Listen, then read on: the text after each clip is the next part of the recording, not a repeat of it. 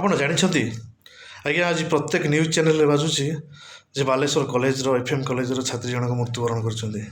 ଆଜ୍ଞା, ଏଥିରେ ମୁଁ ଦେଖିଲି ନ୍ୟୁଜ୍ରେ ଜଣେ ସାଂସଦ କହିଛନ୍ତି ଯେ ତାଙ୍କ ପ୍ରିନ୍ସିପାଲ୍କୁ ସାଙ୍ଗେ ସାଙ୍ଗେ ଶୁଣିଲା ପରେ ସସ୍ପେଣ୍ଡ କରାହେଇଛି। ଏଇଟା ଇତିହାସରେ କାଳେ ନାଁ ରହିଗଲା। ଆଜ୍ଞା, ଯଦି ଏଇ ଛାତ୍ରୀ ଜଣକ ମୃତ୍ୟୁବରଣ କରିବା ପୂର୍ବରୁ ଏ କାମଟି କରିଥାନ୍ତେ ତାହେଲେ ଆଜ୍ଞା ଏଇଟା ଆପଣଙ୍କର ଇତିହାସରେ ନାଁ ରହିଥାନ୍ତା, ସମସ୍ତେ ଆପଣଙ୍କୁ ବାହା ବାହା କହିଥାନ୍ତେ। ହେଲେ ଆଜ୍ଞା, ନିଜ ଜୀବନଟା ଚାଲିଗଲା ପରେ ଏ କାମ କରିଛନ୍ତି, ଆଉ ଇତିହାସ ନାଁ କହୁଛନ୍ତି କ'ଣ ଆପଣ?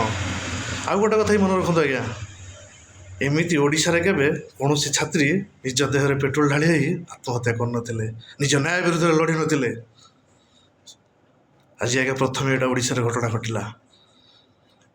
ସେ ପ୍ରିନ୍ସିପାଲ୍ ଗୁଣ୍ଡାରାଜ କରୁଥିଲେ କଲେଜରେ। ଆଜ୍ଞା, ନିରୀହ ଜୀବନଟି ସଂଘର୍ଷ କରି କରି ମଲା। ଆଜ୍ଞା, ମଲା ତ ମଲା, ହେଲେ ସମସ୍ତଙ୍କୁ ପ୍ରତ୍ୟେକ ଛାତ୍ରଛାତ୍ରୀଙ୍କୁ ଆହ୍ୱାନ ଦେଇଗଲା ଯେ ନ୍ୟାୟ ବିରୁଦ୍ଧରେ ଲଢ଼େଇ କର। ଜୟ ଜଗନ୍ନାଥ, ଜୟ ଜଗନ୍ନାଥ।